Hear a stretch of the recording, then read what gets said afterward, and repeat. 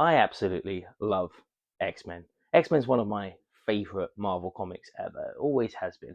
And today I'm going to talk about every single Xbox X-Men game that there's ever been. Let's get into the video.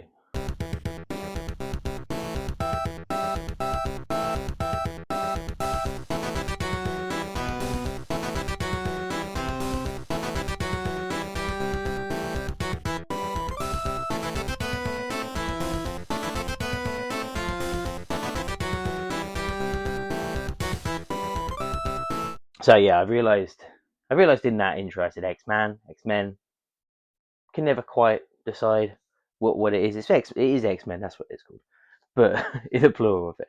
Anyway, we're going to be going through every single original Xbox game. I've got a big collection of Xbox games, and I just wanted to go through some of my favorite ones that I've played, some of the worst X-Men games that have ever been made, and some of my favorite. So first off, we are going to start with X-Men Next Dimension.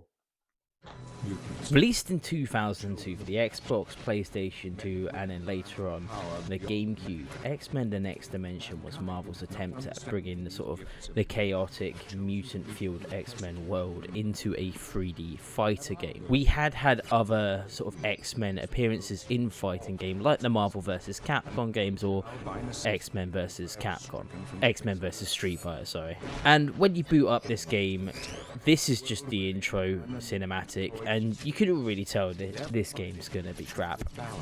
While doing some research on this game, I found out this was actually a spiritual successor to the cult classic X-Men Mutant Academy series, which came out on the PlayStation 1. But instead of sticking to 2D arenas, Next Dimension tried to go toe-to-toe with Tekken, Dead or Alive, and other 3D fighting games like Soul Calibur. I mean, even Virtua Fighter is better than this game, honestly. Now, one of the weird things going back to this and having a look at it, does have a story mode, and it's probably the earliest occasion I can think of a fighting game that has a story mode. If you think of like Mortal Kombat 9 or the Injustice games, where like you have chapters and you pick the character that you fight.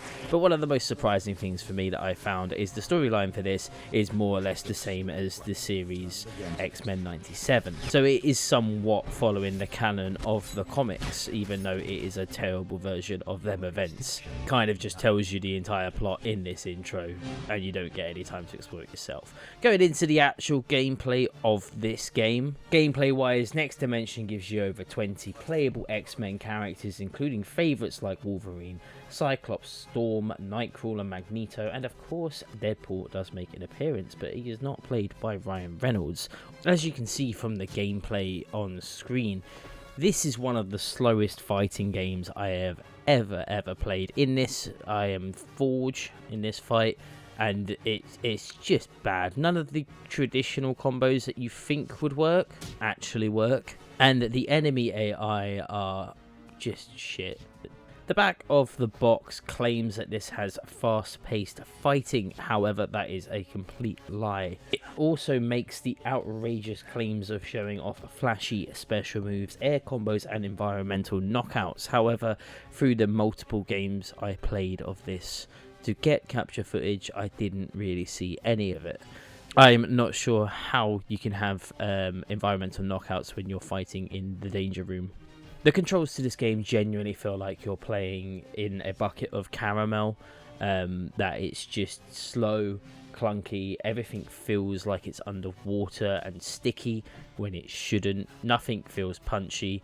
I am playing as Wolverine in this little fight here. For some reason it kept putting me on the sort of like player 2 area, and I couldn't work out why, and then realised I had my controller plugged into the second port.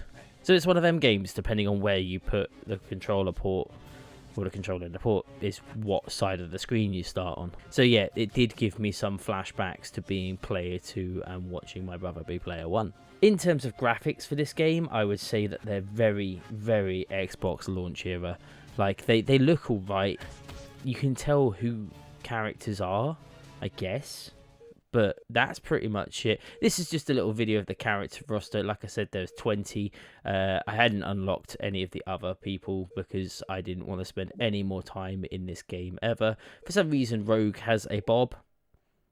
That's something. Toad looks horrific as well when he gets on the screen, and sounds horrific. I'll play that soundbite. Apparently not. I'm going to skip. I'm sure I captured that voice, but I can't be bothered to go back and look through the footage. There's a claim that this game has dynamic areas that you fight in. Again, that everything's just a box room. But what I will give credit to is that this game has a pretty solid soundtrack. Like, some of the songs, not this song, but some of the songs are really good. Probably because of that sort of X-Men nostalgia. This sort of came out around the time that, like, X-Men Evolution was quite popular on Cartoon Network, so I think that's pretty much the vibe it was going for, but using a story from the original 90s X-Men cartoon. Now, unsurprisingly, this game did not set the world on fire. Reviews at the time were mixed, and it also was compared a lot to X-Men vs Street Fighter or Marvel vs Capcom 2. However, what I will say, it is a fascinating time capsule for how bad Marvel games once were, and how bad X-Men were, and how badly they were treated. I don't want to talk about this game anymore, so I'm just going to move on to the next game. Moving into the next game in our series, we are going to jump straight into X2 Wolverine's Revenge, the tie-in game to X-Men 2. Look at him. He's magnificent.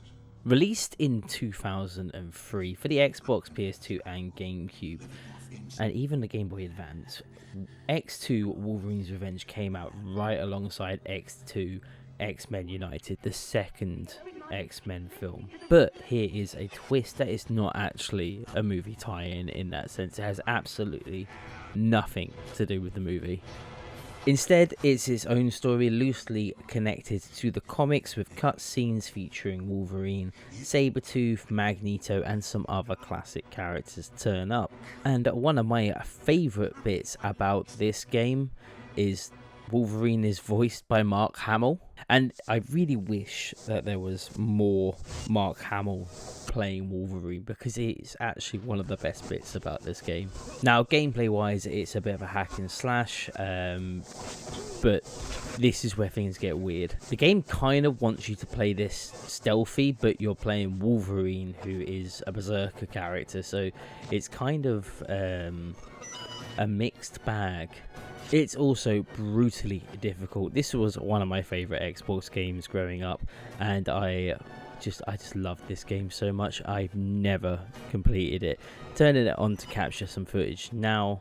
This is actually the GameCube version because my Xbox wouldn't work. But this game is so brutally hard. Like, it blindsides you with pretty much everything. Cheap shots, people just open fire with like pinpoint accuracy before you can really do anything.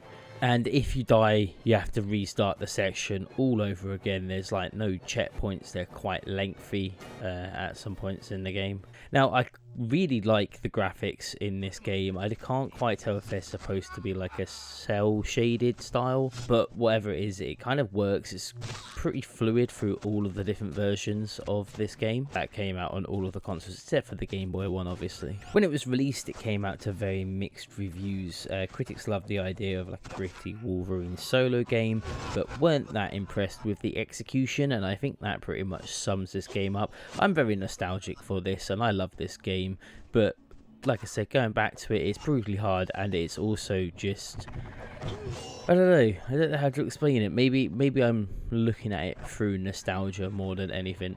The game was massively overshadowed as well because Marvel vs Capcom 2 came out roughly around the same time, and that was the X-Men game to play, really. These days it's kind of a cult classic. Sometimes fans defend it and say it's underrated, other times people hate on it hard, and honestly I can see both sides of it. It's a very frustrating game, I'll say that. It's very of the era. Feels like it's designed to make you put quarters into. Either way though, it is an important step in X-Men games, because it was a higher quality game than what we'd had previously, being X-Men Dimensions, and this is where I think they start to get a lot better. So the big question is Wolverine's Revenge worth replaying at the time of this recording in 2025? Honestly, no, not really. If you're nostalgic for it, then yeah, but I wouldn't be recommending this to anyone as an X-Men game. You ain't even begun to hurt yet, short stuff. That pretty much sums up the game. A nice little cameo from Sabretooth, and then, like, it's just telling you that the game's going to get so much worse. I haven't really edited this footage that much because I just want to show you how brutal this bit is. Already low on health. You go into a room, choking gas, it kills you instantly, or more or less. Anyway, I'm moving on to the next game. Now we're going to be getting into some more well-known games. First off, we are jumping straight into X-Men Legends on the original Xbox. X-Men Legends launched in 2004 for the Xbox, PlayStation 2 and GameCube, originally developed by Raven Software and was published by Activision, and it kind of took X-Men games into a whole new direction, and for the better. Instead of a fighting game or a weird stealth action game, we've now got a top-down action RPG.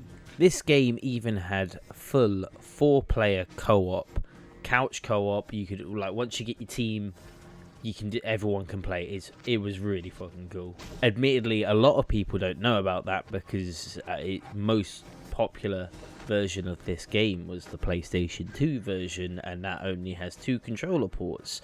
But the Xbox and GameCube version 4 controller ports, so you could easily just play with mates. Now, all the capture footage I have here again is on the GameCube version because my X-Men Legends disc is terrible, so I always had it on GameCube. I thought I'd capture it on GameCube.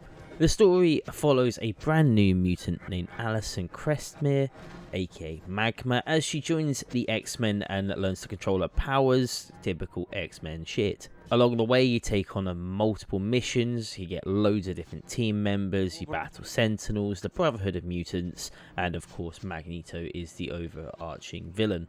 It's a pretty standard classic comic book tale, even if it isn't really original material, just stealing stuff from multiple different comics. But what I will say is it does a fantastic job at world building, because you can explore quite a lot in this game and look around, and it just pads out the world. You can talk to pretty much every character in your downtime between missions, which is pretty fun. Now, if you're looking at this gameplay footage and thinking it looks eerily similar to Marvel Ultimate Alliance, you are not wrong. This game is a sort of prequel to that sort of game series, but not really.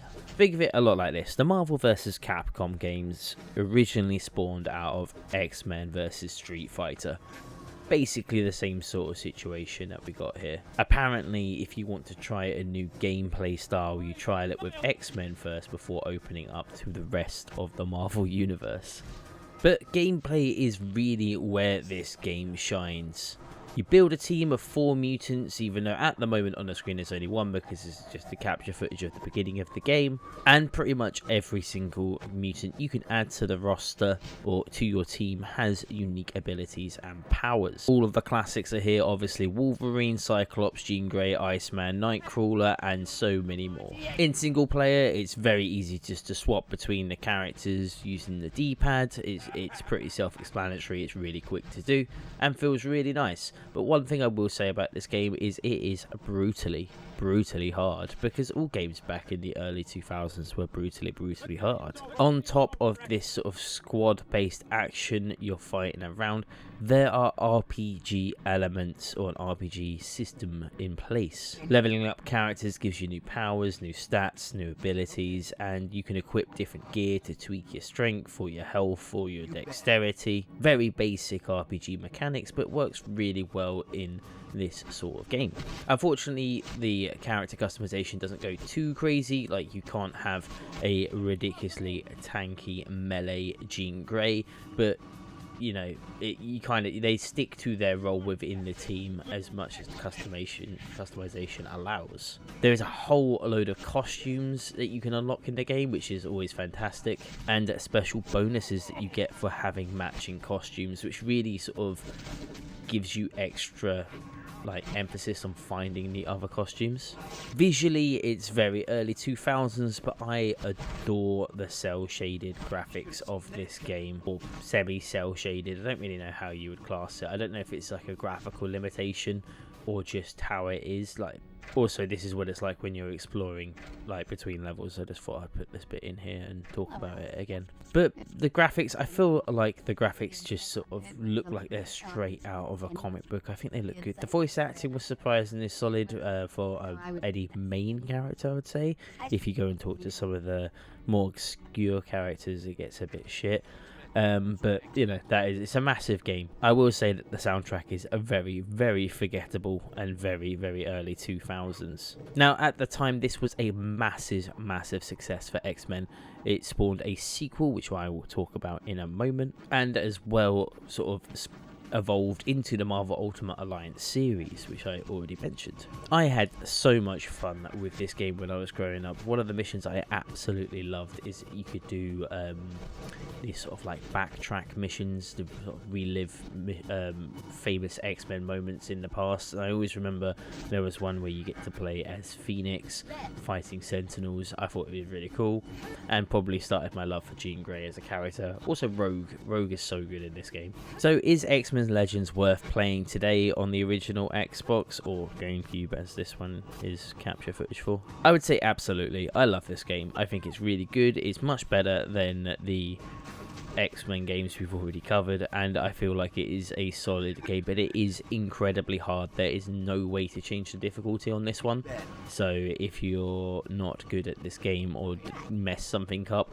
it's particularly hard in the earlier stages of the game where you haven't been able to upgrade your characters that much, but the difficulty spike drops more when you've got more things, like more abilities as a character, if that makes sense. But yes, absolutely recommend this game. I think it's a fantastic game, one of the best that's ever been made for X-Men or even on like the early generation consoles. But there is a better version of this game, and we are going to be talking about that next.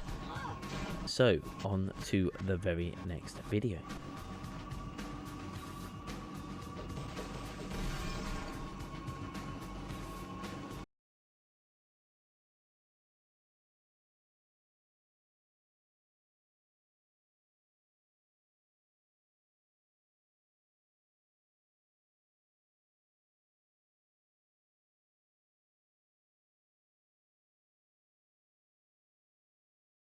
And just to follow up on X-Men Legends 2.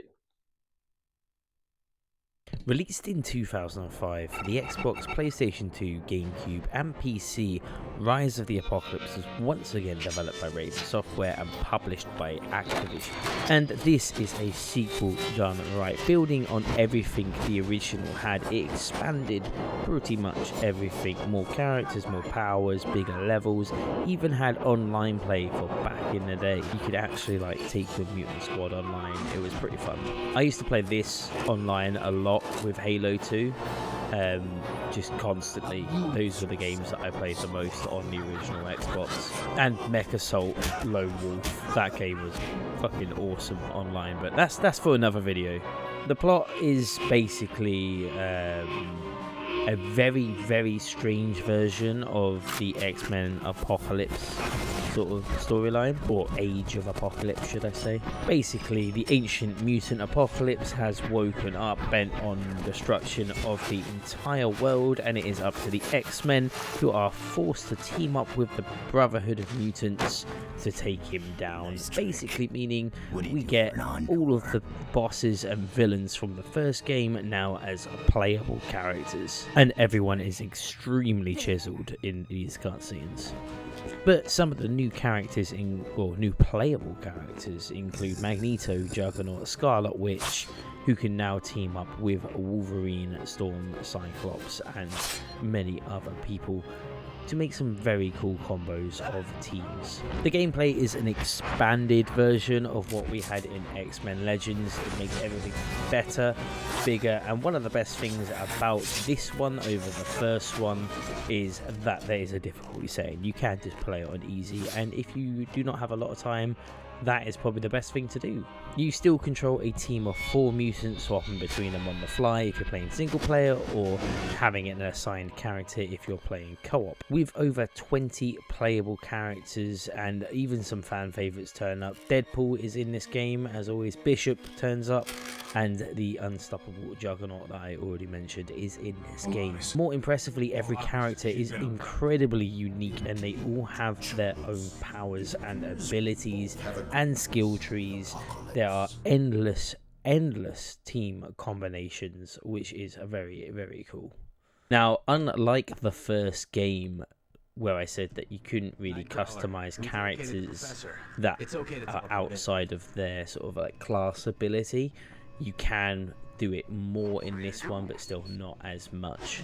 Rise of Apocalypse improved almost every aspect of the first game. Levels are longer and way more varied, stretching from ancient Egyptian temples to futuristic strongholds. This game also introduced devastating extreme attacks. Extreme is such a stupid thing to call it. The way they spell it in the game is Xtreme, because Xmen. Huh.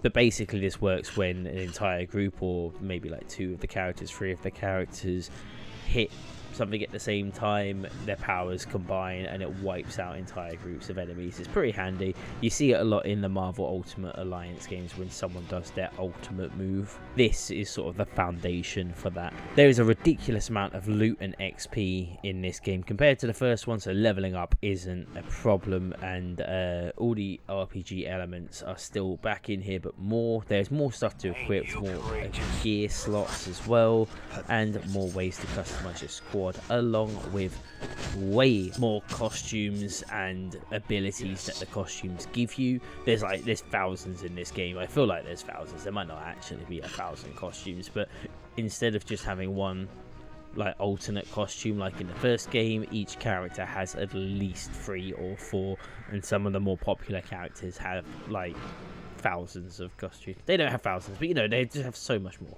Now, the graphics are very similar to the first game, however, I do think they look a little bit sharper and a bit more smoother. It's very obviously still the same engine, just with some improvements. The cel-shaded character styles, they're still here as well, but there is seemingly just more stuff in this game. Like the environments just look much nicer, whereas the previous game they look a little bit bland. I feel like the animations are a little bit better in this game as well. The voice acting is decent-ish. I think the music keeps going as well. It's there, but I wouldn't write home about any of it. It just sounds a bit meh, but it's all right for like a background sort of music. Some of the voice actors sound weird when you select them as a character. Like, it's just not how you would have expected that character to have sounded. Now, when it was released, X-Men Legends 2 was well received by fans and critics, basically cementing it as one of the best X-Men Marvel games ever made. And like we said previously with X-Men Legends 1, this was a huge foundation for the Marvel Ultimate Alliance games. In fact, I would say that this one feels way more like an Ultimate Alliance game than anything else. This game is absolutely worth playing nowadays. If you can get it, it is quite hard to find. You can get it on PC, so there is always a chance that you can emulate it.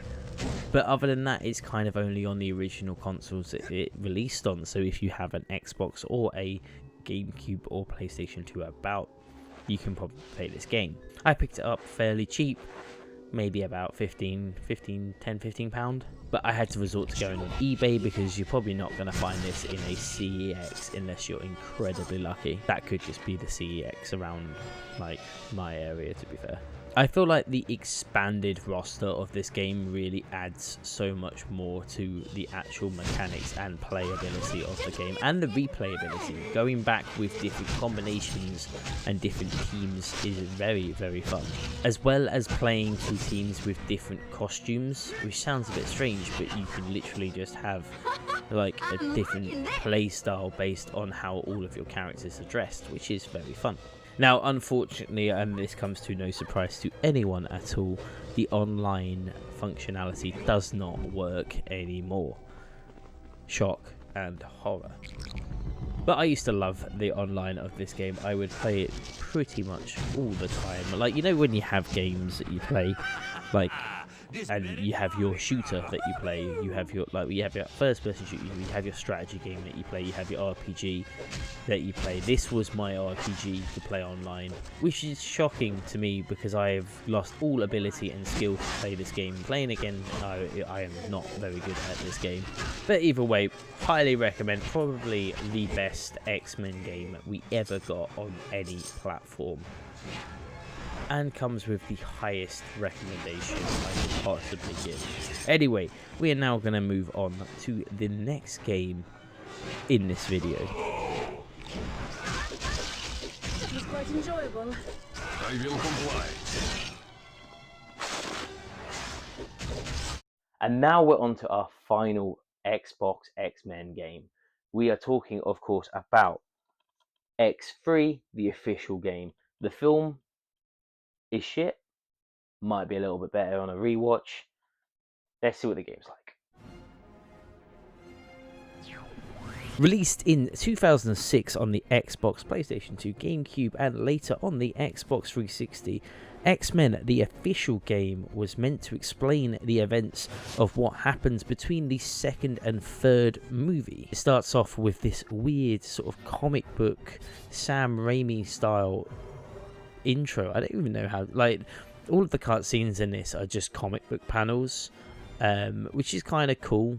I get what they were going for, but it does seem a bit low budget. Like, there's no actual movement or animation, it's just moving to still through still through still, and it's very strange. This game was developed by Z-Axis or Z-Axis and published by Activision.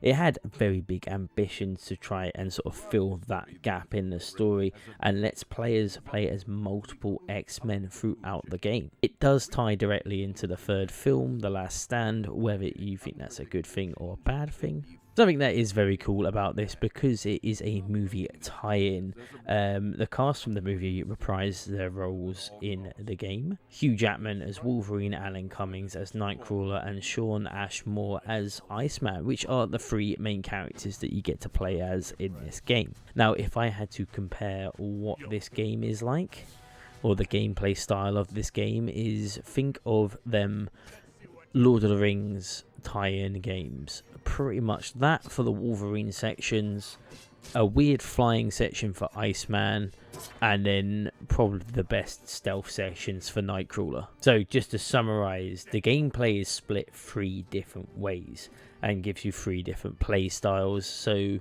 there's more of a likelihood that you'll end up liking one section more than another. As I've just said, Wolverine is a classic hack and slash action, very much like Lord of the Rings games. You've got your dodge, you've got your heavy, you've got your light attacks, and then you can do some combos, you can roll around as well for some reason. I don't think he ever does that once in the films, but he seems to be able to do it ridiculously quick in this game. Iceman is a unique flying shooter section, a little bit like Panzer Dragoon, but you've got like more freedom of movement, I guess. And the Nightcrawler section, which is probably my favourite bit, which is like stealth platform, and you can teleport across levels, ambush enemies, and surprisingly fun fighting mechanics. Each character does feel very distinct and has good strength to it, but it basically comes down to, when you play games, do you play as a tank, do you play as a rogue, or do you play as a magician? Because that's essentially what is going on. Visually, the graphics for this game, they have gone for that realistic look, and I think for an Xbox title, it looks pretty good. I like this. I think it's fun. Like, you can tell that this game also came out on the Xbox 360, and that they're really pushing that sort of late stage Xbox. I think it just looks nice, it looks crisp, and I just think it looks fun. Not as good as the cel shaded look of the other X-Men Legends games, but I still feel like this just, I don't know, I was very impressed for this being an Xbox original game. Like, it really shows what that sort of generation of consoles could do towards the end of their lifespan. All of the character models have pretty good likeness to the characters from the film, which I think is a nice little bonus as well. And as mentioned, the voice actors of the actual, like, actors from the movie adds a lot more to these character models and the gameplay of the game. There is this strange ragdoll effect though sometimes when you like defeat enemies, and I think it's really funny. Now, if there is something I need to be critical about, here it is. The game is so repetitive. Levels drag on. For example, this is the first level, and I just wanted to show you in full of just the relentless enemies. The game gives you the option to heal if you are not in combat, but that doesn't happen. They just endlessly throw enemies at you. They always know where you are as well. Like, they will just run after you and figure out where you are at all times. The combat can be very button mashy, so if that's something you don't want, I guess. Like, at the time, critics were very upset about the button mashiness, but I think it's fine. But for X-Men fans at the time, like myself, it was really fun to play as Nightcrawler and to play as Iceman, even though as a child I remember hating this game for some reason. Going back now, I was pleasantly surprised how fun it was and how just genuinely enjoyable this is. There is something to say about games that you expect nothing from being actually pretty good. I do think critics were overly harsh about this game when it was released. This is what the Iceman section looks like, by the way. I think that a lot of people criticise this game, myself included, because of how bad the movie was. And we didn't get another X-Men movie tie-in game until X-Men Origins Wolverine, which came out in 2009. And let's be serious, that game is incredible. It's not covered in this list, but that is an incredible game. So is X-Men the official game worth revisiting in 2025? Yeah, I think it is. I think it's great. I think it's very bog standard. It's very cheap to pick up now, and it's like, if you're not expecting a lot, you can get quite a lot of fun out of this game. I think the graphics and gameplay are repetitive but fun. The game's not very long as well. It's like a 3 or 4 hour game if you play it all through, and like, what more, like a game that probably costs you about £5 to pick up, that's more than worth it. Unfortunately, you can only play this on the original platforms that it came out on. It's never been ported and it's never been backwards compatible, but you know, who cares. This is what the Nightcrawler sections look like. They're very fun and incredibly fluid. Like, I was shocked with how well this gelled together with the teleporting and the actual like fighting. I would play a whole game of just Nightcrawler in this section. I think it looks great. I love his stupid trench coat. I think it's just the best. Apparently you can turn invisible as well. It's never been a Nightcrawler ability, but yeah, to my knowledge, I don't think you can turn invisible. Anyway, that's been me rambling on about X-Men, the official game. I always have to pause when I'm saying the name of it. I always think it's X3. It's not. It's X-Men, the official game, not X-Men 3: The Last Stand. So that has been me talking about every single Xbox game which I physically own. I don't emulate stuff. I have actual physical copies. As you can probably see, I like physical hardware. But yeah, so I had to track down a few of these games, particularly the X-Men official. This one took a weird amount of time to find on eBay. But yeah, thank you so much for watching. If you enjoyed this video, please remember to like the video, subscribe to the channel, because I'm going to be pumping out more things over the next couple of weeks. I'm hoping that there's going to be some more gameplay videos and spending a bit more time on the gameplay videos just to make them a bit more fluid. And then there's going to be like some more YouTube shorts coming out. And also, I'm going to try and stick to maybe doing 1 or 2 videos like this if people enjoy them a month. Just these longer videos that we can just talk about games and stuff, where I just sort of go through the game, go through some memories, some nostalgic memories. Anyway, hope you've enjoyed the video, and I'll hopefully see you in the next video.